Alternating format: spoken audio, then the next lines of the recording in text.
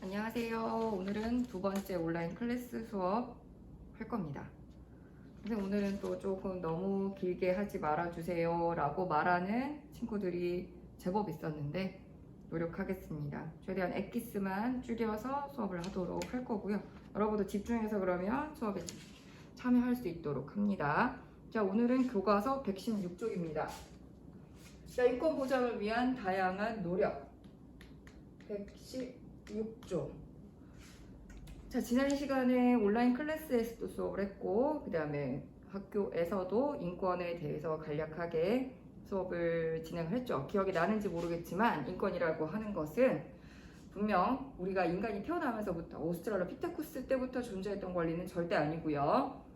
자, 계급사회가 등장하면서 신분제가 나타나면서 인간의 인권은 특정 계층에게만 있었고, 그 인권이 보편화되고 확대되기 시작점을 우리는 시민혁명이라고 보고요. 그 시민혁명 이후에 이제는 신분과 상관없이 재산이라고 하는 후천적인 노력에 의해서 얼마든지 권리를 획득할 수 있게는 되었지만, 그래도 아직까지는 모든 사람에게 권력이 주어지지 못했다는 한계점을 설명을 했었죠. 자, 그렇게 시민 계층이 점차 재산을 가진 일부 부르주아에서 노동자, 농민, 여성으로까지 확대됨으로써 지금 현대에는 모든 인간은 인간으로서 권리를 추구할 수 있으며 그 다음에 행복을 추구할 권리를 갖는다라고 세계인권선언이라든지 인종차별, 철폐협약 같은 여러 가지 범정부적인, 범국가적인 국가를 넘어선 인간이라면 누구나 권리를 가질 수 있다는 생각을 사람들이 하게 되었습니다. 자, 그렇다면 우리 헌법에서, 우리 제도에서 인권 보장을 위해서 어떤 노력을 하고 있고 어떻게 보장을 받을 수 있는지를 한번 배워보도록 하겠습니다. 자, 교과서 116쪽이고요. 프린트는 준비했죠? 자, 인권 보장을 위해 우리나라가 어떻게 노력을 하고 있는지 대표적으로 첫 번째 살펴볼 것은요, 헌법에서 규정하는 원리입니다. 자, 뭐 딱딱한 얘기긴 하지만 법이라고 하는 건 우리 사람들이 꼭 지키자라고 약속을 하고 그 약속을 어기면 강제성을 가지고 처벌을 하죠. 그런데 이 법률에도 우리가 위계, 높고 낮음이 있어요. 그 법률의 위계의 가장 높은 지점이 바로 뭐죠? 헌법이에요. 헌법이 있고, 다음에 법률이 있고, 그 다음에 명령이 있고, 규칙이 있고, 조례 등등이 있는데요. 자, 이 중에서 헌법은 함부로 변경되어서는 안 되기 때문에 만들기도 굉장히 어렵고, 국민 전체가 서로 나를 잡아서 반드시 국민 투표로 결정을 해야 합니다. 자, 그래서 변경하기가 굉장히 까다롭겠죠? 현재 우리나라 헌법은 9차 헌법입니다. 자, 재헌 헌법에서부터 8번의 개정을 통해서 만들어진 9번째 헌법, 1987년 6월 민주항쟁의 결과로 만들어진 헌법이 87년부터 2020년 현재까지 이어지고 있다라고 보면 되고요. 여기에 원래 현 정권이 문재인 정부에서는 여러 가지 새롭게 수정된, 특히 대통령제를 조금 손을 봐서 대통령의 권한을 축소시키고, 그다음에 총리라고 하는 권한을 새로운, 그러니까 지금 현재 국무총리가 존재하지만 그 국무총리의 권한을 조금 더 대통령으로부터 넘겨서 새로운 정치 체제를 만들어 보려고 했는데, 지금 뭐 여러 가지 코로나라든지 국내외 북한 이슈 이런 것들 때문에 헌법에 대한 개정은 조금 뒤로 밀린 감이 없잖아 있었습니다. 분명히 정권 초기에는 이 의지가 굉장히 강했었거든요. 그래서 개헌을 하면 이런 부분은 이렇게 바꾸겠다라고 개헌 안도 돌았었는데, 지금은 부동산 문제, 코로나 여러 가지 경제 문제로 인해서 잠잠해졌고 아마 언젠가는 되지 않을까라고 생각을 하고 있습니다. 아무튼 함부로 변경이 안 되고 변경해서도 안 되고 가장 우리나라 모든 법의 정신이자 근간이 되고 시작이 되는 헌법에는 도대체 인권을 보장하기 위해서 무엇을 규정하고 있는지를 한번 살펴봅시다. 영상을 찍다가 중간에 전화가 와서 다시 찍습니다. 슬프지만 혼자 수업 다시 하고 있습니다. 여러분은 그냥 듣고 있지만, 그러니까 잔소리 하지 말고 그냥 들어. 이씨. 자, 수업 지겹다고 생각하지 말고 좀 집중해서 들어줬으면 좋겠습니다. 너무 지겨우면 중간에 끊었다가 물 한 잔 마시고 다시 들으면 되잖아. 안 그래? 자, 헌법에서 규정하고 있는 인권 보장을 위한 다양한 노력 중에서 4가지 반드시 기억합니다. 원리 중요합니다. 이거 국민주권의 원리는 아무리 관심 없는 어린이들이라도 다 알 거라고 생각해요. 왜? 영화의 힘, 변호인이라는 영화에서 송강호 배우가 어떻게 이야기했죠? 재판에서 곽도원 배우를 향해서 우리나라 헌법 1조 1항에는 모든 국민의 주인된 권리를 갖는다 라고 명시되어 있다. 그런데 왜 당신은 그렇게 행동하냐? 라고 막 따지죠. 자, 국민주권의 원리는 말 그대로 국가의 주인된 권리, 주권은 국민에게 있다. 국민에게 있기 때문에 국민을 위해서 국가는 일을 해야 한다. 국가가 국민에게 국민이 국가를 위해서 살 필요는 없다. 국민을 위해 국가가 여러 가지 역할을 해야 한다. 가장 중요하기 때문에 우리나라 헌법 1조 1항의 시작에 바로 명시가 되어 있습니다. 자, 그 다음 두 번째, 권력 분립의 원리라고 되어 있는데요. 좀 잘난 척을 하자면 루소는 이권 분립이다, 로크가 이권 분립이다, 몽테스키에가 삼권 분립이다라고 이야기를 했지만 우리는 그런 얘기까지는 필요 없고요. 권력을 왜 나눠야 될까요? 권력을 분립, 나누어 세운다. 왜? 한 사람에게 모든 권력을 독점할 경우에 반드시 그 권력은 썩고 부패하기 마련이거든요.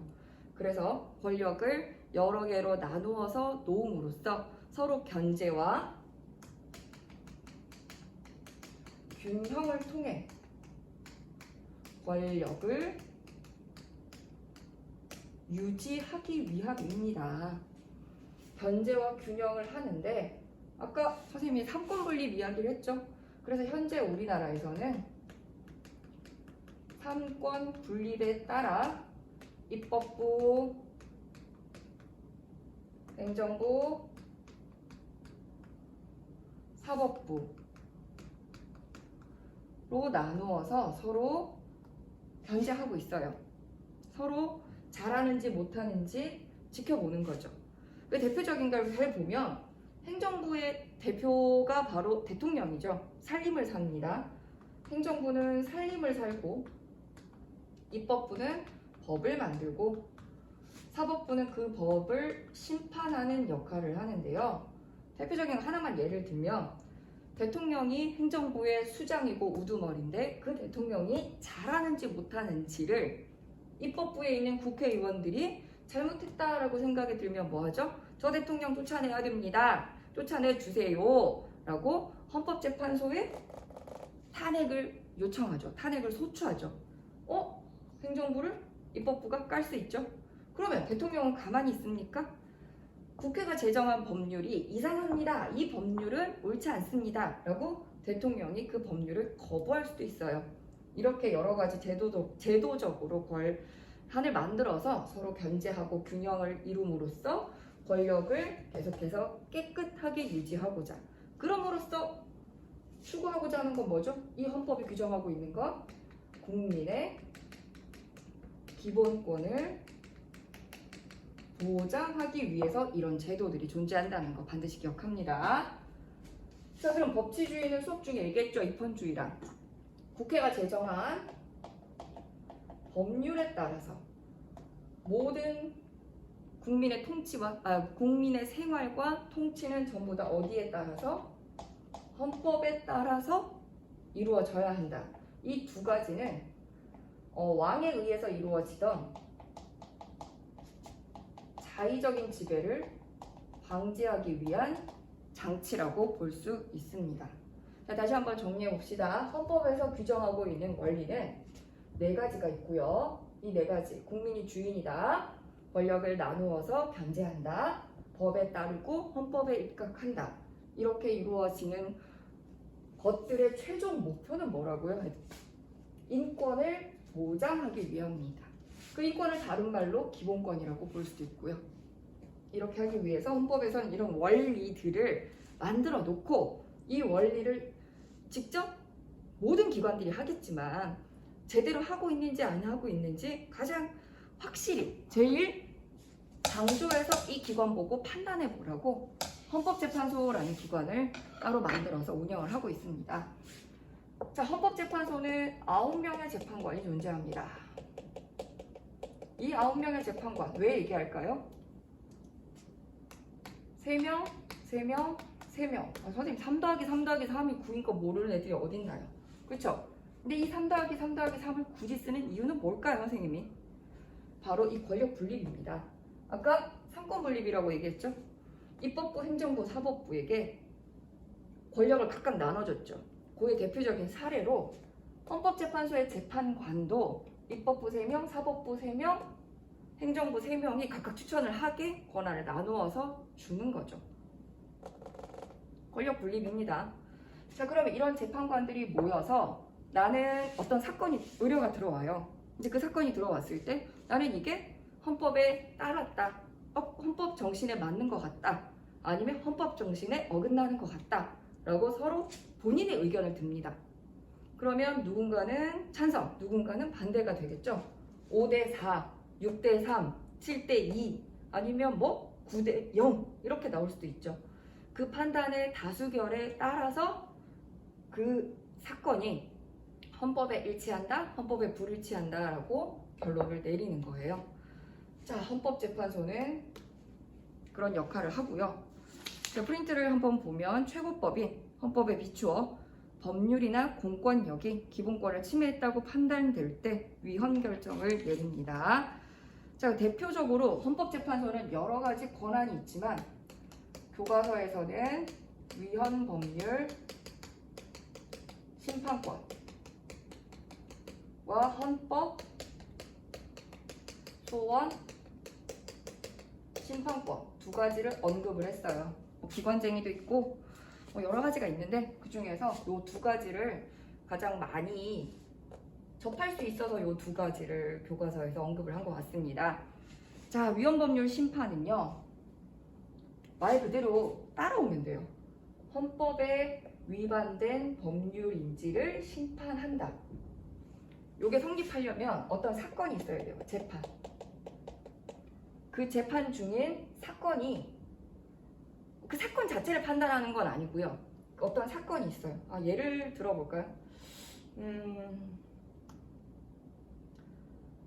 간통죄라는 법이 있어요. 간통죄라는 죄가 있어요. 이 간통죄는 형법에서 규정하고 있는 죄예요. 한마디로 부부가 있는데 부부의 세계를 예를 들었을 때 그 부부가 한쪽 일방이 바람을 피우죠. 그러면 그 부부 일방이 한쪽이 무엇을 어겼냐면 혼인을 유지할 의무를 약속을 깨트린 거예요. 그러면 이 일방 말고 다른 일방이 존재하겠죠? 이 일방은 기분이 좋지 않겠죠. 그래서 이 사람을 경찰에다 신고를 하는 거예요. 그러면 경찰이 나타나서 이 부부의 일방, 바람을 피운 유책 배우자를 너는 혼인관계를 깨트렸으니까 나쁜 놈이야. 너는 벌을 받아야 돼. 라고 하면서 살인, 강간, 절도, 폭력과 같은 사회 질서를 어지럽힌 죄라는 걸 묻혀서 쉽게 얘기하면 빨간 줄을 긋는 거예요. 범법자가 되는 거죠. 범죄자가 되는 거예요. 전과자가 되는 거죠. 근데 그런 생각은 안 들어요. 부부관계는 2명이잖아요. 그리고 뭐 여러 가족이 존재할 수도 있겠지만 그 2명 사이의 개인적인 약속이에요.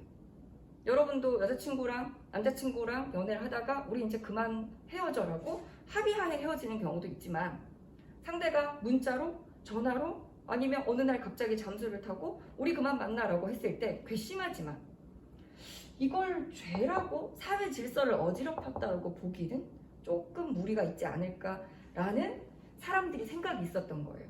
아니 내가 바람을 폈어. 내가 잘못했어. 근데 그게 전과자까지 돼야 되나? 내가 누군가를 때리고 누군가의 물건을 빼앗는 절도범과 폭행하는 그 사람들과 똑같이 내가 처벌을 받고 감옥에 가야 돼? 이건 좀 아닌 것 같아 라고 생각한 그 누군가가 자기 재판 중에 간통죄를 규정하고 있는 이 법률이 잘못된 것 같다. 나의 행복 추구권, 나의 성적 자기결정권을 침해하고 있는 것 같다. 간통죄를 만든 법이 잘못된 것 같다. 라고 헌법재판소에다가 본인이 이야기할 수는 없고요. 이 재판 중의 사건에 해당되는 법률을 위헌인 것 같다라고 법원에다가 이야기를 하면 그 법원이 들어보고 일리가 있는 것 같아. 그러면 그 법원이 헌재에다가 제소를 하는 거죠. 그럼 헌재가 법원의 제청을 받아서 한번 보는 거예요. 간통죄, 그래 이거 부부 간의 사적인 관계에 국가가 너무 나서서 개입하는 게 아닐까? 개인적인 영역은 최소한 우리가 보장을 해줘야 되는 게 맞지 않을까? 라는 판단을 하게 된 거고, 시대적인 흐름에 따라서 결혼관과 이혼에 대한 생각이 변하면서 97년이었나요? 98년이었나요? 간통죄 자체가 어떻게 됐죠? 위헌이라고 하는 판단을 가지고 지금은 현재 없어졌어요. 물론 바람을 피우면 안 되죠. 바람을 피웠을 때 상대에게 상처를 주니까. 그럼 바람을 피우고 나면 그 둘은 어떻게 할까? 이혼을 할 때 유책 배우자가, 책임이 있는 배우자가 책임이 없는 배우자에게 정신적인 피해를 보상해 줄 수 있는 보상금을 주겠죠. 근데 이건 사적인 관계로 끝을 내야 되는 거고, 범죄자로는 만들지 않는다는 게 현재 지금 우리나라예요. 근데 요거 처음 없어진다고 했을 땐 난리였거든요. 이제 모든 사람에게 간통을 권유하네, 나라가 망쳐진다, 망조가 들었네. 하지만 간통죄 폐지 이후에 이혼율을 조사를 해보면 이혼율이 그렇게 급증하지 않았어요. 그리고 뭐 모텔, 그 주변에 뭐 많은 산업들이 육성이 되겠네라고 했지만 크게 드러나는 지표상엔 변화가 없었다는 게 그 전문가들의 분석이었거든요. 아무튼 이게 중요한 게 아니고, 위헌법률 심판권이라는 건 재판 중인 사건에 해당되는 법률이 헌법에 위배되는지 여부를 헌법재판소에서 판단을 해주는 겁니다. 그래서 자신의 행복 추구권, 성적 자기 결정권, 표현의 자유, 뭐 직업의 자유, 평등권 등을 보장받을 수 있는 거죠. 근데 아까 이건 뭐라 그랬어요? 누가 해줘야 된다고요? 법원에서. 그게 좀 복잡하잖아요. 법원이 안 해주면 어떡해? 나는 억울한데. 그런 경우에는 직접 다이렉트로 똑똑 두드리는 게 바로 헌법소원 심판권입니다. 얘는 국민이 직접, 개인이 직접 일정 양식과 일정 형식을 갖춘다면 변호사를 통해서 할 수 있습니다. 헌법소원 심판권. 그래서 공권력에 의해서 기본권이 침해받은 자가 직접 그 권리를 구제하도록 청구하는 건데, 요 두 가지 모두 다 헷갈리면 안 되는 게, 공권력이 한마디로 국가가 국민의 기본권을 침해했을 때 해결할 수 있는 거지, 옆집의 철수가, 옆집의 영수가, 옆집의 영희가 내 권리를 침해했다고 여기에 가는 건 아닙니다. 그때는 어디 가야 돼요? 그냥 법원을 가야 돼요. 법원, 사법부. 거기 가서 해결하는 겁니다. 국가가 내 권력을 침해했을 때 구제할 수 있는 방법입니다. 자, 여기까지 하고요. 그 다음에 3번으로 넘어갈게요. 선생님 너무 긴 거 아니에요? 그럴 수도 있지만 조금 더 힘을 내봅니다. 길게 안 하겠습니다. 조금 더 나에게 5분? 10분만 주십시오. 자, 빨리 해결하도록 하겠습니다. 칠판 좀 지우고 싹싹싹. 자, 칠판을 한 번 더 깨끗하게 지우고,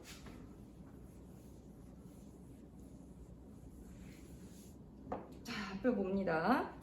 자, 기지개 한번 펴고, 자, 스트레칭도 하고, 점도 깨고. 자, 세 번째, 헌법에서 보장하고 있는 그러면 기본권은 무엇이 있나요? 기본권. 기본권 여러 가지가 있는데 요거를 크게 묶어서 우리는 6개를 씁니다. 자, 첫 번째, 우리나라 헌법 10조에 헌법 10조에 나와 있습니다. 자, 인간으로서의 존엄과 행복을 추구할 권리. 선생님, 근데 인간은 누구나 존중받고 행복을 추구할 권리를 갖는다. 이거 너무 추상적이지 않나요? 행복이라는 거, 어떤 사람은 수학 문제를 풀 때 행복할 수 있고, 어떤 사람은 게임을 할 때 행복하고, 어떤 사람은 먹을 때 행복한데, 그 모든 걸 국가가 어떻게 책임을 져주죠? 좋은 지적이에요.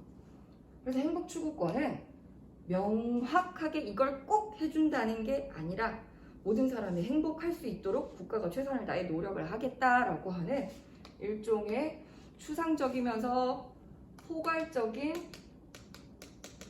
권리라고 보면 돼요. 정확하게 꼭 이걸 안 해주면 안 된다는 건 아니에요. 의무적이진 않고 그냥 뭔가 사람은 올바라야 된다, 사람은 착해야 된다와 같은 하나의 방향성을 제시해 준다라고 보는 권리로 보면 됩니다. 자, 그래서 여기에 따라서 지난 시간 기억나나요? 제일 첫 번째로 시민혁명 이후에 생긴 권리가 뭐라 그랬죠? 자유권이라 그랬죠. 자유권. 자, 자유권은 포인트가 국가로부터 무엇을 받지 않는다? 구속, 간섭을 받지 않을 권리. 뭐가 있을까요? 국가로부터 간섭을 받지 않을 권리.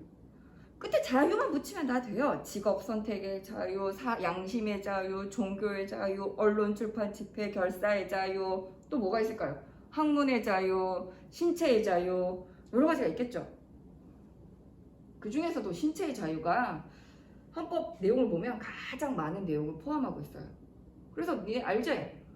검사가 이 사람이 아니면 경찰이 이 사람이 범죄자인 것 같아요. 그러면 함부로 그 사람 잡아다가 경찰서에 데려다 놓고 신문할 수 있어요? 없어요? 그 사람 집을 함부로 막 수색하고 그 사람 휴대폰을 막 들여다 볼 수 있어요? 없어요?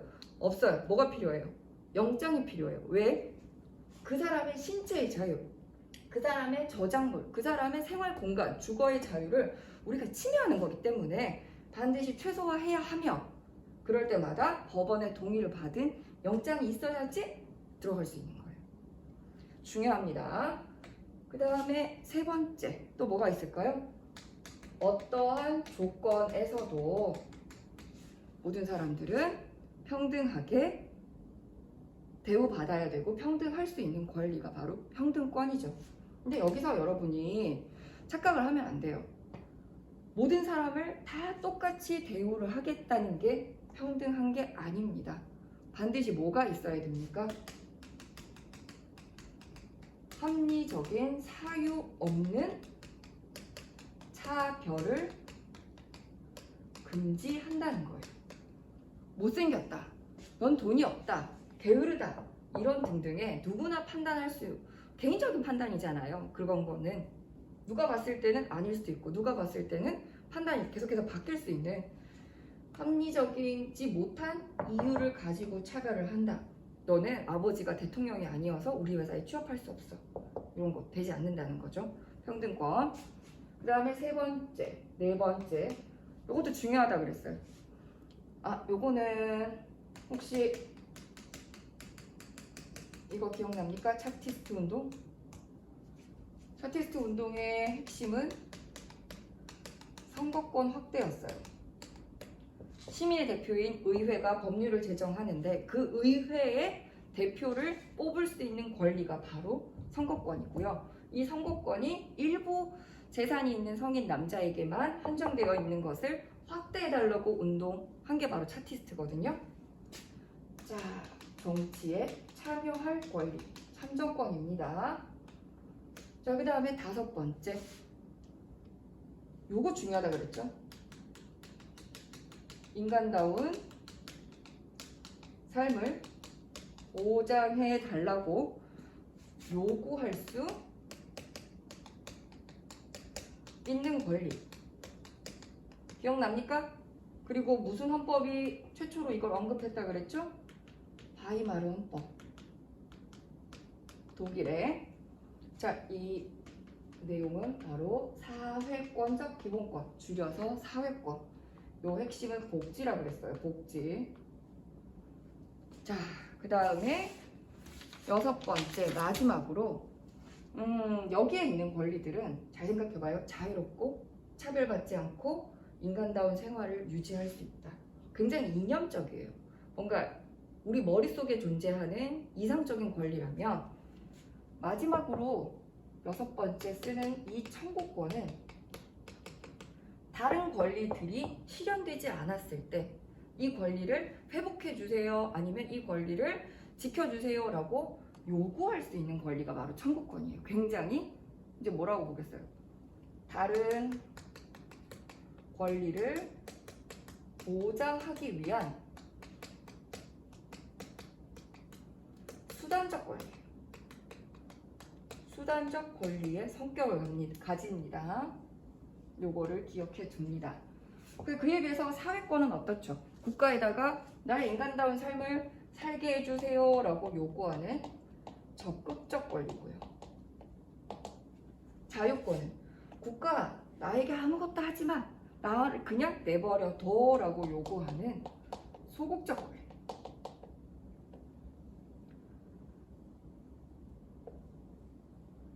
그리고 청구권은 이거 해주세요 라고 이야기하는 분명한 명시적 권리라고도 볼 수가 있어요. 자, 요런 성격을 기억해 두도록 하고요. 그런데 헌법에 명시되어 있지 않은 나머지 권리들은 보장받을 수가 없나요? 사회가 굉장히 빠르게 변하고 있는데 모든 권리를 헌법에 다 쓸 수가 없어요. 그렇기 때문에 이 인간으로서의 존엄과 행복 추구권에서 파생되는 기본권에는 헌법에는 열거되어 있지 않지만, 헌법에는 적혀 있지 않지만 사회가 변함으로써 인간의 존엄을 위해 반드시 필요하다고 생각되는 권리는 얼마든지 새롭게 만들어질 수 있어요. 그래서 새롭게 등장한 권리가 바로 햇볕을 쬐을 권리 1조권. 집에 햇볕이 옆에 빌딩이 생겨가지고, 큰 고층 건물이 생겨가지고 우리 집에 빛이 안 될 때 1조권이 침해됐다. 공사를 하는 통에 내가 수면권에 침해받았다. 나의 건강권이 침해받고 있다. 그 다음에 또 뭐 있죠? 문화생활을 할 수 있는 문화권 등이 새롭게 현대적으로 등장했다라고 볼 수 있습니다. 자, 이것까지 잘 알아두도록 하고요. 지금 4번까지만 할게요. 자, 기본권의 제한과 한계를 보면 4번은 별표 칩니다. 별표 치고 반드시 기억하도록 합니다. 자, 이런 기본권들 정말 많잖아요. 근데 나는 자유롭게 노래 부르고 싶은데 나는 시끄러운 게 싫은 사람, 그다음에 나는 수업을 듣고 싶은데 수업을 듣기 싫은 사람, 이런 사람들의 자유가 충돌할 경우에 누구의 자유를 우선시해야 될지 우리는 판단을 해야 되겠죠. 그래서 필요한 게 바로 4번 기본권 제한의 제한과 그 한계가 어디까지인지를 37조 2항에 명시를 해뒀고요. 이게 정말 중요합니다. 그래서 자, 기본권의 제한과 한계는 반드시 기억을 해두도록 합니다. 별표를 치고요. 무조건 이건 달달달 외워야 됩니다. 자, 별표 칩니다. 자, 기본권의 제한과 한계. 첫 번째, 목적상 한계. 요 세 가지 반드시 외우는데요. 목적, 기본권은 제한을 둘 수 있습니다. 아까 얘기한 것처럼 범죄를 저지른 것으로 판단되는 사람, 범죄를 저지른 것 같은 사람, 나쁜 놈인 것 같은 사람 수사하다가 찾을 수 있죠. 그 사람을 잡아와야 되고 그 사람의 집을 수색을 하려면 그 사람의 신체의 자유를 잠깐 저쪽으로 경찰서 가기 싫다는데 끌고 와야 되고 그 사람의 집을 뒤져야 되잖아요. 주거의 자유를 제한을 해야 돼요. 어느 정도 못하게 막아야 되잖아요. 그 사람의 자유를. 그래서 우리가 목적상으로는 자 바로 뭐가 있냐면 국가의 안전을 보장하거나 질서를 유지하거나 전체 많은 사람들의 이익을 위할 경우에는 기본권을 제한할 수 있다라고 명시가 되어 있고요. 그러면 방법상 경찰 아저씨가 마음대로, 선생님이 마음대로, 대통령이 마음대로 하면 안 되겠죠? 반드시 그 방법은 법률로 제정이 되어 있어야 돼요. 법률로 만들어져 있어야 되고 형식상 거꾸로 얘기했네요. 형식상 법률로 제정이 되어 있어야 되고 그 다음에 방법은 필요한 경우에 하나요. 필요한 경우에만 하고 그 다음에 내용으로는 자 자유와 권리에 무엇은 침해하면 안 된다? 본질적인 내용은 침해하면 안 돼요. 아무리 범죄자라고 해도 죽이면 안 된다는 거예요. 자, 여기까지 하고 다음 시간에 또 만나서 수업을 올리도록 하겠습니다. 오늘도 고생했습니다. 안녕.